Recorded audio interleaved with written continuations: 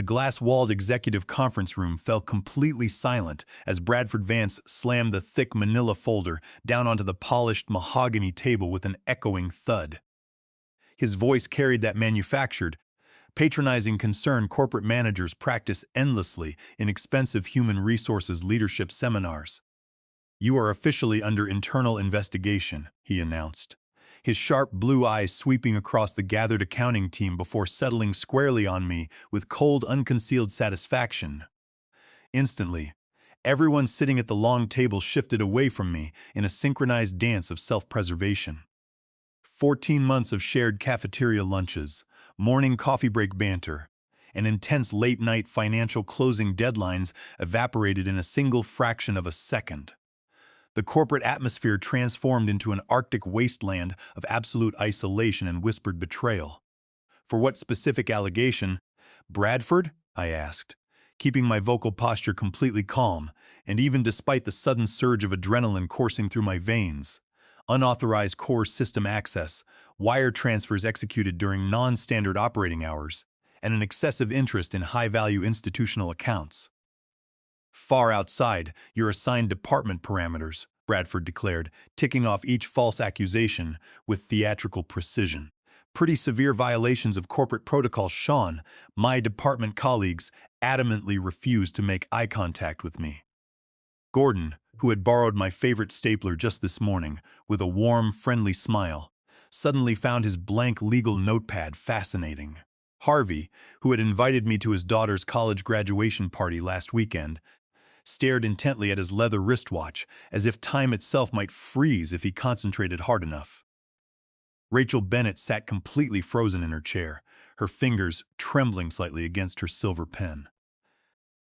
"We have been quietly monitoring your daily workstation activities for several weeks," Bradford continued, raising his voice to ensure the entire floor could hear his impressive performance. "The documentary evidence compiled against your conduct is overwhelming and incontrovertible." My palms dampened slightly, not from fear, but from cold tactical calculation. This public confrontation was occurring exactly 4 weeks ahead of our planned federal operational timeline. "I would like to inspect this alleged documentary evidence right now," I said, leaning forward calmly. "That is simply not how corporate security protocol operates." "Sign this document immediately." He slid a crisp white 3-page agreement across the polished surface. "It is a formal admission of improper conduct and voluntary resignation. We will keep your departure discreet.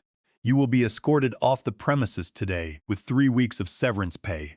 The alternative threat hung unspoken in the heavy, air-conditioned space. If I refused to execute the document, Bradford and his executive network would make a public example of me, ensuring my professional reputation was destroyed permanently throughout the international financial industry. "And if I refused to execute this release?" I inquired quietly, searching his eyes for any sign of hesitation. Bradford's corporate smile tightened into a thin, predatory sneer. "Then things get significantly less pleasant for your professional future, Sean. Much less pleasant. We will turn your file over to regional authorities and ensure you never work in financial auditing again." The entire accounting team watched this high-stakes exchange like spectators at a multi-vehicle highway collision, visibly horrified yet completely unable to avert their gaze. These very people who had praised my meticulous audit work yesterday now waited silently to see how thoroughly I would be destroyed. Instead of picking up the silver pen Bradford had provided, I reached slowly into my internal jacket pocket and retrieved my personal mobile phone. "This is not a negotiation session, Sean," Bradford snapped sharply, his forehead creasing with sudden irritation. "You do not get to make phone calls during a formal security termination." I completely ignored his verbal outburst, dialing 3 pre-programmed digits with deliberate, practiced calm. I activated the loudspeaker function and set the device firmly in the center of the mahogany table. "Hello. Is this the FBI?" I spoke clearly, maintaining unwavering eye contact with Bradford. "Yes, this is Special Agent Sean Callahan. The bridge is compromised." "I repeat, the operational bridge is compromised." Bradford lunged wildly across the mahogany table, his arms outstretched as he reached frantically to grab my phone. "What on earth do you think you are doing?" Code yellow at location sunflower, I continued calmly, easily dodging his awkward physical grasp. Request immediate tactical team intervention and perimeter containment. Complete chaos erupted throughout the glass enclosure.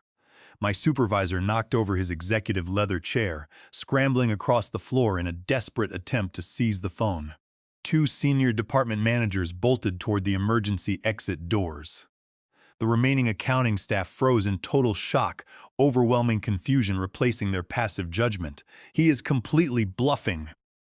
Bradford screamed at the top of his lungs, his face turning an angry shade of deep purple.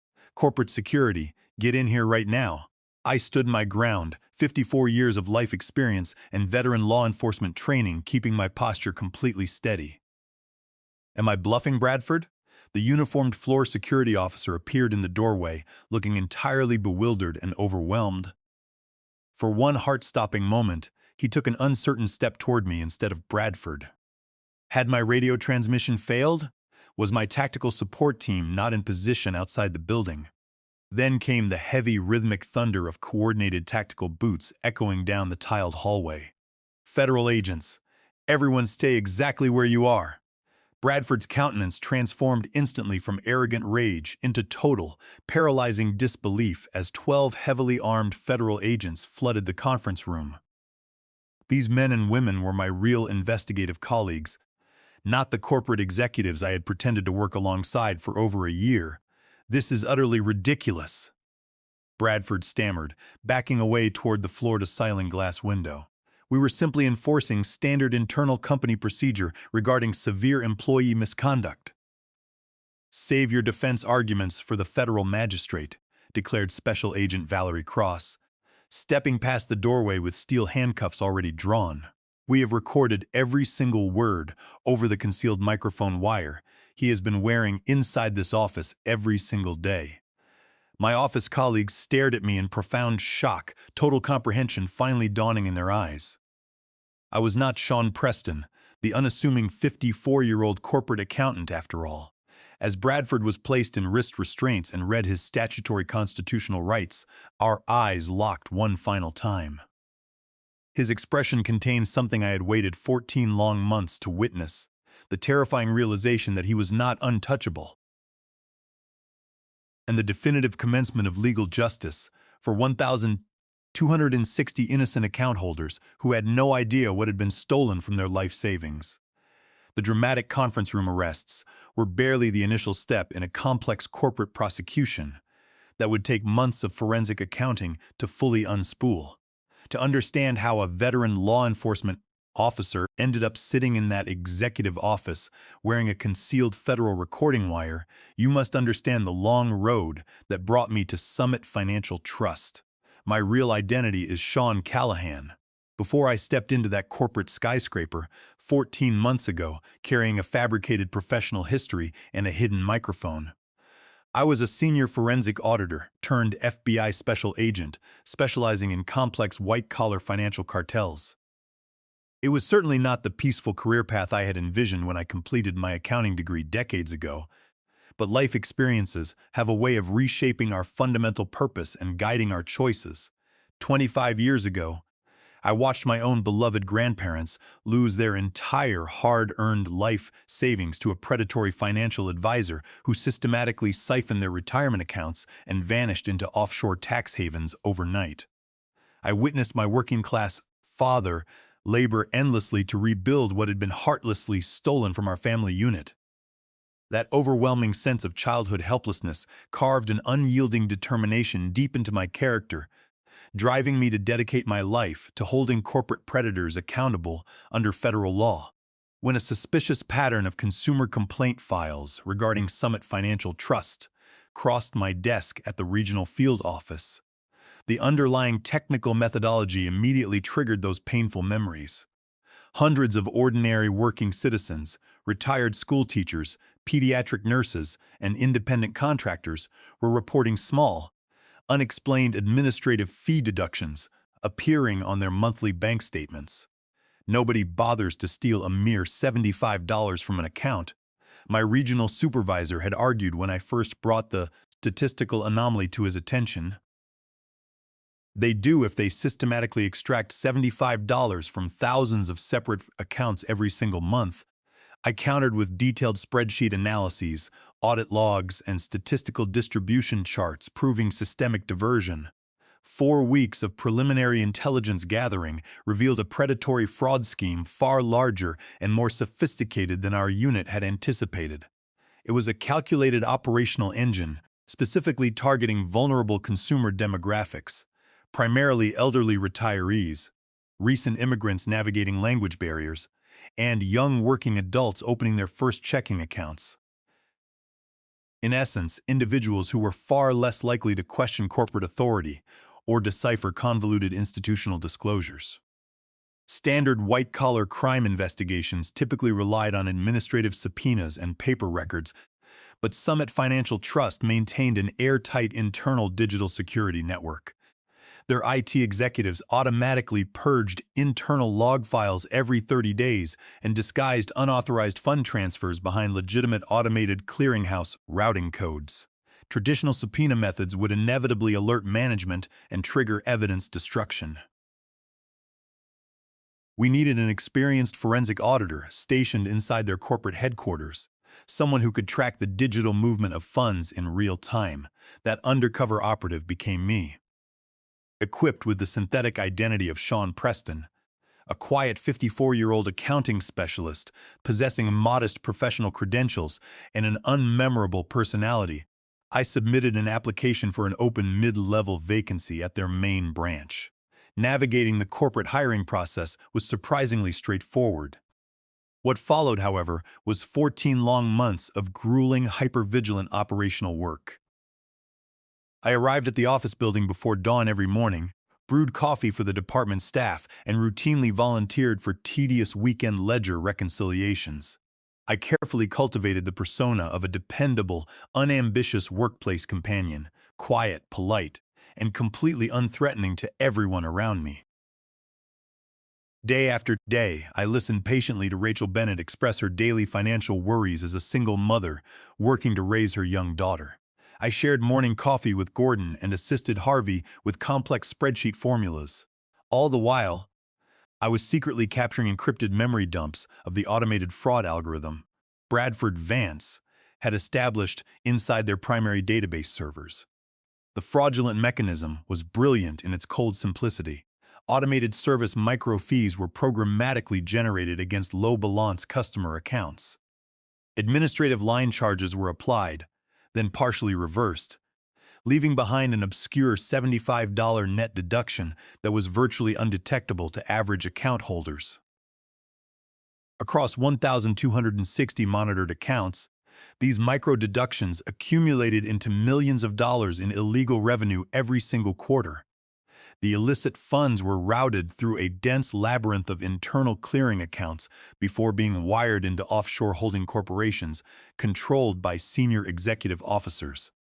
Bradford and his corporate superiors used this stolen capital to finance lavish executive bonuses, luxury automobiles, and private resort retreats, while hard-working account holders struggled to afford basic necessities. By my 4th month undercover, I had fully decrypted the automated fee creation script. By my 9th month, I had identified the senior managers executing manual override authorizations. By my 12th month, I had mapped the complete money laundering trail across multiple state jurisdictions.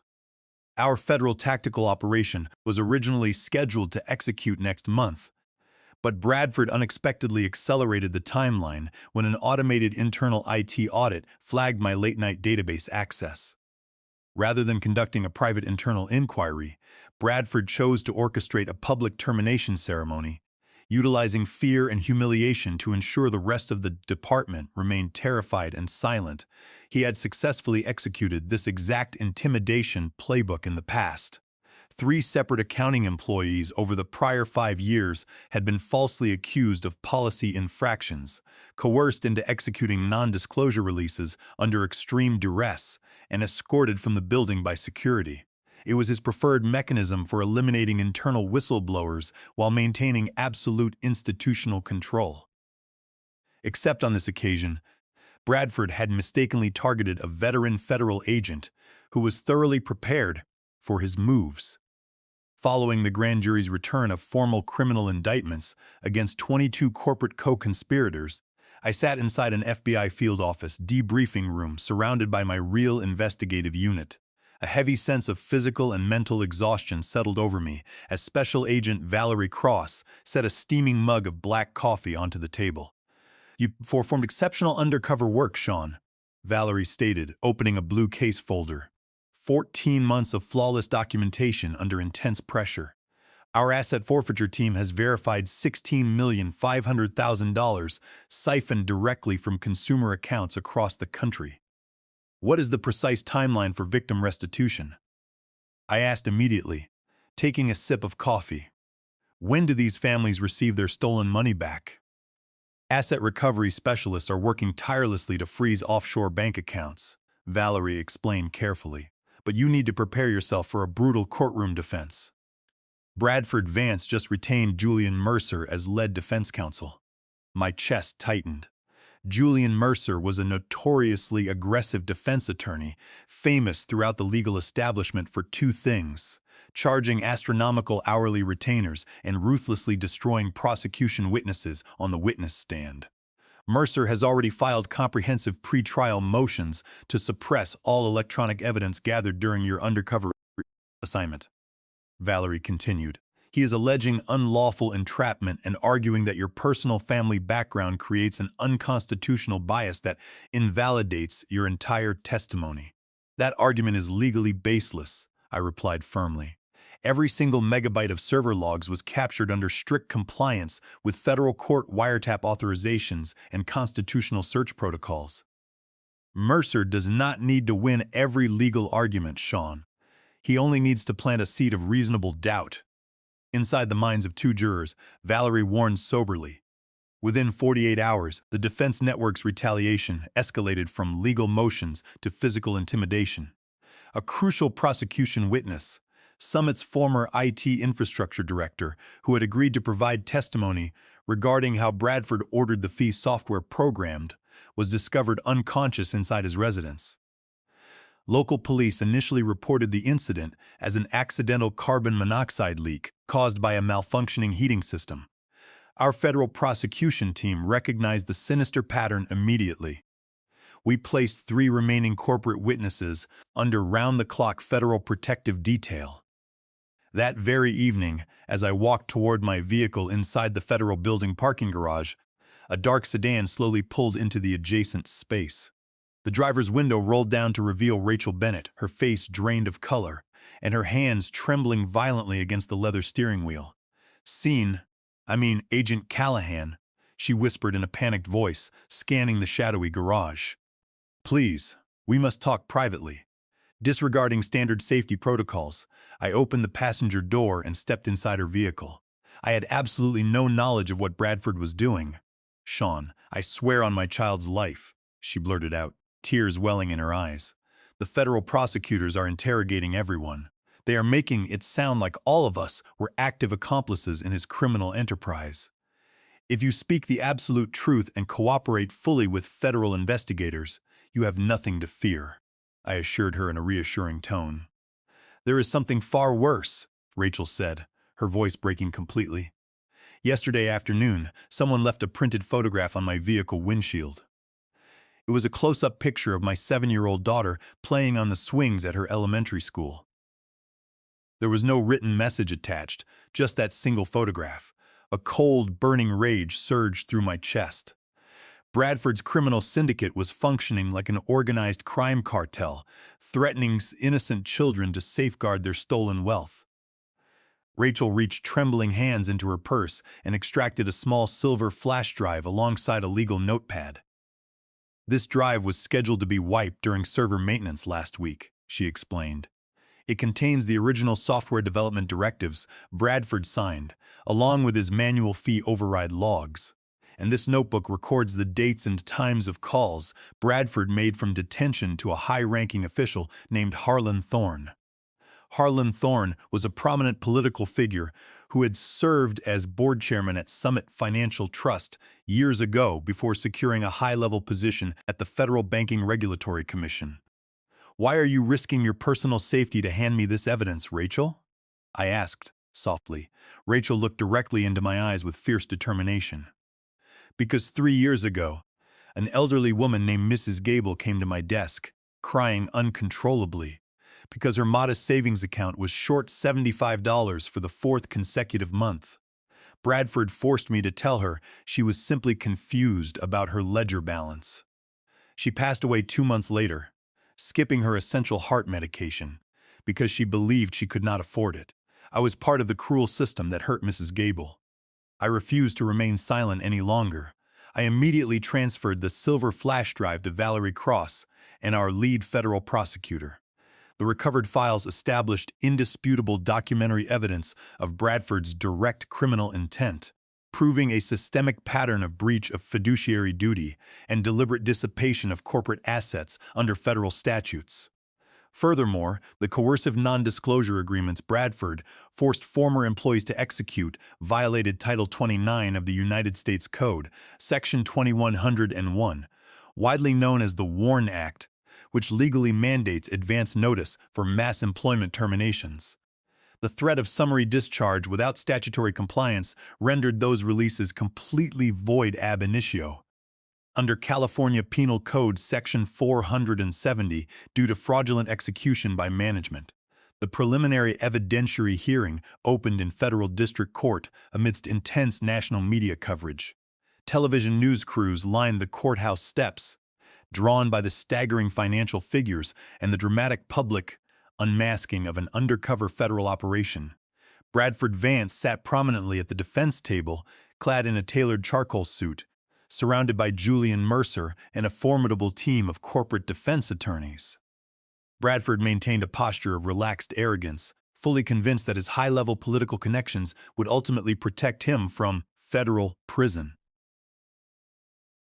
Julian Mercer initiated a ruthless attack against my professional credibility during cross-examination. He introduced personal email records from 25 years ago into the record, attempting to paint me as an unhinged agent, driven by an obsessive personal vendetta stemming from my grandparents' historical financial loss. "Agent Callahan," Mercer shouted, pacing aggressively before the witness stand. "Isn't it an undeniable fact that you spent 14 full months living a complete lie specifically to avenge your family's ancient financial grievances?" "That assertion is completely incorrect," I answered calmly and clearly. "I conducted a court-authorized federal investigation based entirely on empirical transaction data. You selectively extracted server logs while operating under fraudulent pretenses," Mercer proclaimed, turning dramatically toward the jury box. By the time I concluded my testimony, Mercer had successfully crafted a narrative of personal bias. While the underlying financial records remained overwhelming, the defense had managed to plant subtle seeds of doubt regarding my investigative objectivity. The following morning, Julian Mercer called Rachel Bennett to the stand as a primary defense witness. Rachel walked slowly toward the witness box, her posture rigid with terror. Mercer began his direct examination, attempting to establish that the $75 fee deductions were routine administrative charges. "Miss Bennett, during your 7 years at Summit, were these fee structures considered standard operating procedure?" Mercer asked smoothly. Rachel hesitated for a terrifying moment, her eyes darting toward the spectator gallery, where a stern associate of Bradford sat watching her intently. "Yes," she whispered, her voice barely audible. "They were standard administrative practices." I quickly leaned over to our lead prosecutor and handed her a bright yellow sticky note containing a single sentence. "Ask her about Account Review Protocol 16. Our prosecutor nodded subtly, stepping up to the podium for cross-examination. "Miss Bennett, I would like to direct your attention to Account Review Protocol 16. You personally manage that administrative procedure, correct?" Rachel froze in her seat. Account Review Protocol 16 did not exist in any corporate manual. It was a secret code sentence we had established during our parking garage meeting to signal that she was delivering testimony under active threat. "I am not familiar with Protocol 16, Rachel stammered, her gaze shifting nervously toward the defense table. "Is that so?" "It was a mandatory component of the quarterly compliance review you supervised," our prosecutor pressed firmly. "There was no Protocol 16, Rachel suddenly declared, her voice ringing clear throughout the courtroom. But there was an unauthorized software override system that Bradford Vance forced accounting employees to execute without written record. "Objection," Mercer yelled, leaping to his feet with arms raised. Overruled, the federal judge ruled sternly. The witness may clarify her response. For the next 2 hours, Rachel delivered devastating testimony, meticulously explaining how Bradford compartmentalized daily operations and threatened employees who dared to ask questions. She produced her secret handwritten notebooks, exposing the full mechanisms of the $16,500,000 fraud enterprise. That very evening, deadly retaliation struck with terrifying speed. While reviewing investigative briefs inside my residential apartment, I detected a faint, bitter chemical scent entering through the central air vents, accompanied by a subtle drop in room atmospheric pressure. Within seconds, my throat burned, my chest tightened painfully, and my vision began to fail. "Toxic gas!" I managed to shout to Valerie Cross, who was analyzing financial spreadsheets in the adjoining room. We stumbled frantically toward the hallway exit as industrial-grade hydrogen cyanide gas filled the apartment space. We collapsed onto the carpeted corridor floor just as emergency building alarms began to blare. I regained consciousness 18 hours later inside an intensive care isolation unit with oxygen tubes inserted into my nostrils and armed federal marshals posted outside my door. Valerie sat in a bedside chair, pale but conscious. "Someone compromised your building's HVAC ventilation system," Valerie explained in a hushed tone. "They intended to eliminate you before you could testify regarding the corrupted server backups." "Who authorized the attack?" I croaked, my throat burning severely. "This conspiracy reaches far beyond Bradford," Valerie whispered. "Harlan Thorne himself issued the directive for the hit. The physical toll of the cyanide gas attack required 3 days of inpatient monitoring before federal physicians cleared me for operational duty. During that intense recovery period, Valerie and I carefully analyzed every financial transaction record associated with Summit Financial Trust. We discovered that Bradford had systematically manipulated corporate tax filings to hide the siphoned capital under bogus research and development expenses, compounding their federal fraud charges. The attempted assassination forced federal law enforcement leadership to activate maximum security protocols. Department directors ordered my immediate relocation to a high-security witness protection facility, intending to keep me completely isolated until all trial proceedings concluded. "They are effectively sidelining you from the active prosecution, Sean," Valerie informed me during a private moment inside the secure medical facility. "Mercer is claiming our digital server backups were compromised, and without your live technical testimony, the federal prosecutors are struggling to maintain momentum against his aggressive legal motions. I refuse to hide in a safe house while a corrupt corporate syndicate escapes justice," I declared passionately, sitting up in my bed despite the sharp pain in my lungs. Before the armed transport detail arrived to escort me away, Valerie slipped me a secure, encrypted satellite phone. "You have exactly 10 minutes before they confiscate your access. Make every single second count for the case." I immediately dialed the one individual who held the critical missing evidence to expose Harlan Thorne, Penelope Atkins, the former executive assistant, who had abruptly resigned weeks prior to the grand jury indictments. Through meticulous forensic tracing of municipal property records, I had previously discovered Penelope residing quietly in her rural hometown under her maiden surname. I dialed her private line. "Penelope, this is Special Agent Sean Callahan." I spoke rapidly into the receiver. "I know Harlan Thorne has been protecting Bradford's illegal operation from inside the Federal Banking Regulatory Commission. I need the exact digital mechanism they used to bypass automated federal compliance audits." Penelope remained dead silent on the line for a long, agonizing moment.